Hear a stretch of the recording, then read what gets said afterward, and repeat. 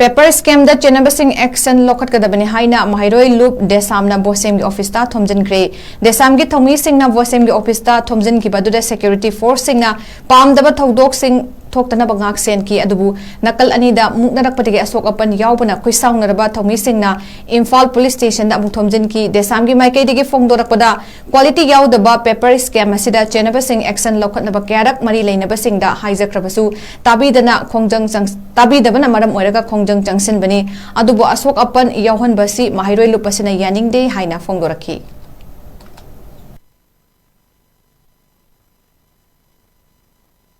Sisi akoi hanjan na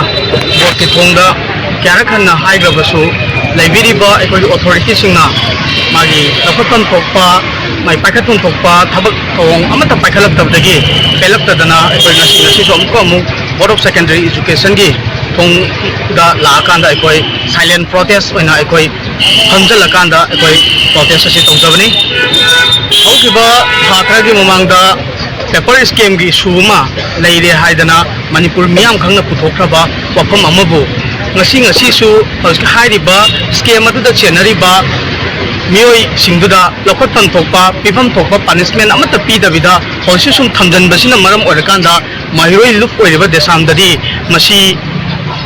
khunai sida leibak sida hoji paliba lengak sina yengiba miyeng ase masi atuki mati yamna tamthiba aikogi education sector natraga masiga mari lenaba education ga mari lenaba loisang sing amadi board tumba asigum laba Maheiroi singi punsi kaya thajaba thammakanda Maheiroi myamna hairiba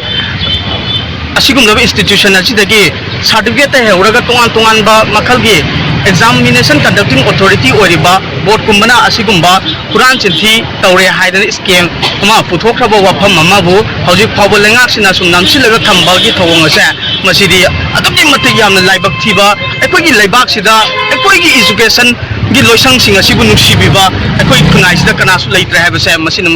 mayek sengna tai ngasi dagi thakra gi mamangda board na puthoiba Lirik sibu nambada sijanariba CA singa sigi koi quality se yaude haiba quality singa se yawan view amadi masibu tharaiba farm do maduki mathaktuda punishment piu haidana haiba farm singa duda blacklist of view aduga makoi dugi mathakta lokhatpam thokpa lengak sina lokhat piu haiba se masi desamna yam jinin oiba protest ama yamna jinin oiba wafam ama leibak myam da puthokra na khale masi thika ga mari lena ba thabang nate desamna lauri bise thika gi nate mase leibak sigi khunai sigi hoji leiriba akoi gi Maheiroi singda phangiba lairik se masi quality leina phangan view haibadune maduda farm duna supply toromiba farm duna khari ba che do masi toan ba akoi gi kano singda printing house myam da koina chalakanda quality yaudi haidana phawba puthokra ba wafam amse ngasi bawda masida senari ba khudimak se kaigumba mata tawdana thamba se masi aduki mati yamna laibak thibani aduna sigumba thawong se pelak tabadagi tabinaba manipur leibak sida asigumba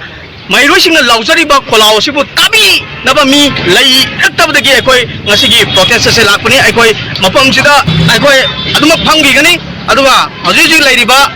aikoigi sigumba sayena ba samam na ba se lotion ri phawba aikoi mafam sida lengdana dum phangani masida aikoigi honorable chief minister commissioner makoi